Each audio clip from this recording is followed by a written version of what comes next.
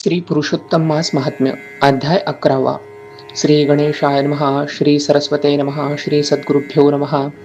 या अध्यायाच्या प्रारंभी परमेश्वराची स्तुती करून प्रार्थना केली आहे. हे प्रभू, माझ्या अंतःकरणात सदैव तुमची भक्ती, प्रेरणा आणि सद्भावना राहू द्या. अधिक मासाचे महात्म्य अत्यंत पवित्र असून त्याचं श्रवण केल्याने कलियुगातील या पापांचा तात्काळ नाश होतो, म्हणून ही कथा सावधतेने ऐकावी. पुढे लक्ष्मी देवी भगवंताला प्रश्न विचारतात. हे जगन्नाथा, अधिक मासात येणाऱ्या महान अशा पंचपर्वांचे म्हणजे 5 विशेष पर्वकालांचे महत्त्व काय आहे?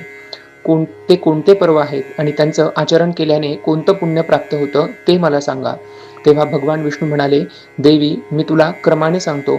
अधिक मासात 5 प्रमुख पर्व मानले जातात. 1. वैधृती योग, व्यतिपात योग, पौर्णिमा तिथी, अमावस्या आणि द्वादशी तिथी. हे पंचपर्व अत्यंत पवित्र आणि पुण्यदायी आहेत. व्यतिपात योगात केलेलं धर्मकार्य अत्यंत फलदायी ठरतं. वैधृती योगात दान केल्यास महान पुण्य प्राप्त होतं.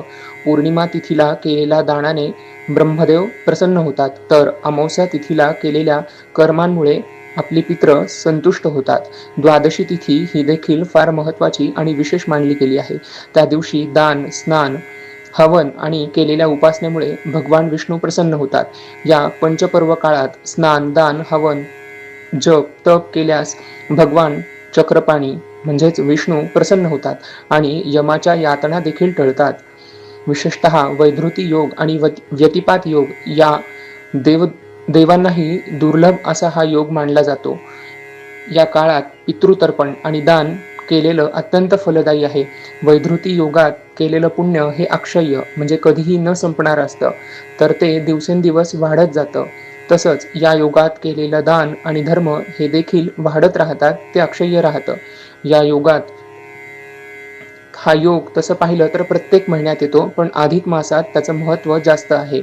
या वैधृती योगाचं पालन करून प्रल्हाद यानं मोठं पुण्य मिळवलं होतं आणि दैत्यकुळात जन्म घेऊनही तो भगवान विष्णूंना प्रिय झाला होता. त्याची कथा आपल्या सर्वांनाच माहीत आहे. तसेच मांधाता हा राजा होता आणि त्यालाही या व्रताच्या प्रभावाने इंद्रपद प्राप्त झालं आणि इंद्रालाही नारदांनी परत हे व्रत सांगितलं आणि त्याला पूर्ववत आपलं स्थान पुन्हा प्राप्त झालं. वैधृती योगामध्ये दान करताना तुपयुक्त खीर म्हणजेच पायस ज्याला आपण म्हणतो, ती खीर किंवा ते पायस, नंतर तिळाचं दान, फळ इत्यादी वस्तू आपण श्रद्धेने ब्राह्मणांना ज्याला गरज आहे त्याला आपण दान देऊ शकतो. यामुळे मनुष्य निरोगी आणि सद्भागी होतो, त्याला सद्भाग्य प्राप्त होतं, संतती आणि सर्व प्रकारचं सुख मिळतं. यानंतर भगवान विष्णूंनी व्यतिपात योगाचं महत्त्व सांगितलं आहे. ते म्हणतात, या योगात केलेलं दान हे सर्व दानांपेक्षा श्रेष्ठ असून याचं फळ अनंत आहे. कुरुक्षेत्र, काशी किंवा इतर पवित्र तीर्थक्षेत्रांमध्ये केलेल्या स्नान दानापेक्षा देखील व्यतिपात योगावर केलेलं दान अत्यंत श्रेष्ठ मानलं जातं. या योगात धान्य, सुवर्ण आणि इतर वस्तूंचं दान केल्यास अग्निहोत्रा समान पुण्य मिळतं.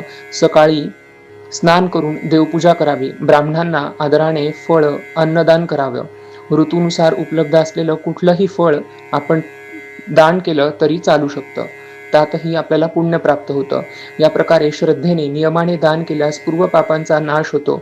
अगदी मोठी पापे देखील या व्रताच्या प्रभावाने नष्ट होतात. स्त्री असो वा पुरुष, सर्वांना या व्रताचा समान लाभ मिळतो. परंतु हे सर्व करताना मनातला अहंकार टाळणं अत्यंत आवश्यक आहे. दान देताना मी करता आहे हा अभिमान जर तिथे आला तर हे पुण्य प्राप्त होत नाही. त्यामुळे हा अभिमान टाळून, अहंकार टाळून आपण शक्यतोवर हे व्रत करावं, हे दान करावं. तसंच कोणतंही व्रत केल्यावर ते मध्येच सोडू नये, अन्यथा त्याचं फळ मिळत नाही. आपल्याला बऱ्याचदा सवय असते, एखादी गोष्ट आपण धरसोड वृत्तीने करतो, कधी केली कधी नाही केली असं करण्यापेक्षा एखादं व्रत जर, एखादा संकल्प जर आपण घेतला तर तो तडीस न्यायला पाहिजे, तो संकल्प पूर्ण केला पाहिजे. ज्याला संसारातून मुक्ती हवी आहे त्याने या व्रतांचं श्रद्धेने पालन करावं. मनुष्यजन्म हा अत्यंत दुर्लभ आहे, त्यामुळे त्याचं सार्थक करण्यासाठी या सर्व मार्गांचा अवलंब आपण केला पाहिजे. अशा प्रकारे भगवान विष्णूंनी देवीला अधिक मासातील या पंचपर्वातील महत्त्व या अध्यायात सांगितलं आहे. इति श्री पुरुषोत्तम मास महात्म्ये एकादशोऽध्यायः।